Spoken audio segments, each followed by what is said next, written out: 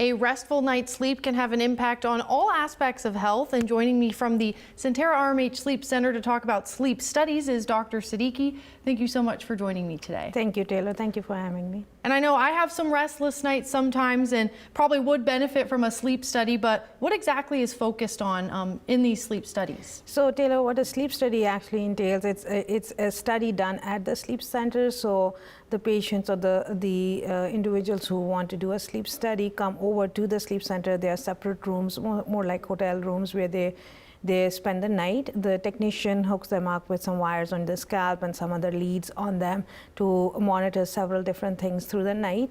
And then they spend the whole night. The patients are monitored throughout the night by the technicians. In the morning, they will go back home. The things that we do monitor is their brain waves or EEGs, their respiration, their oxygen level, their heart rate, their movements. And there's a video as well for any extra things that we observe on the night of the sleep study.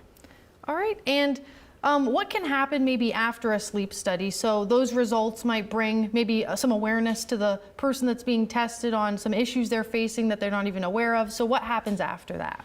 That is very interesting that, you know, even when we do so many sleep studies on a daily basis, it's hardly ever that we find a normal sleep study. We do find issues on most of the sleep studies. So the things that we monitor, for example, the EEG, so we look for the sleep architecture, if the patients are getting deep sleep, dream sleep, if their brain is arousing in the middle of the night, or they are having other issues with their sleep architecture. Then we monitor their respiration. So they are looking for apneas or the breathing pauses or hypopneas, oxygen desaturations, if their oxygen is dropping down at night.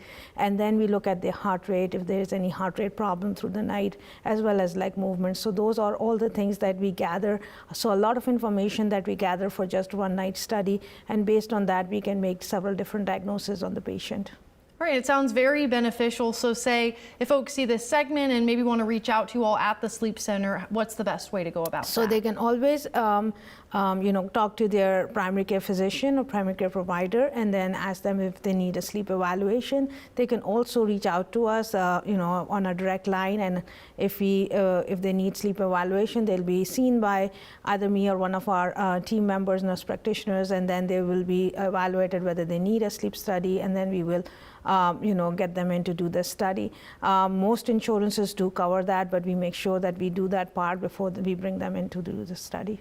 All right, sounds very beneficial. I know I could probably use one along with maybe everybody else, as you mentioned. No study is probably normal, but lots of good information here, and thank you so much for joining me today. Thank you, Taylor. Thank you for having me.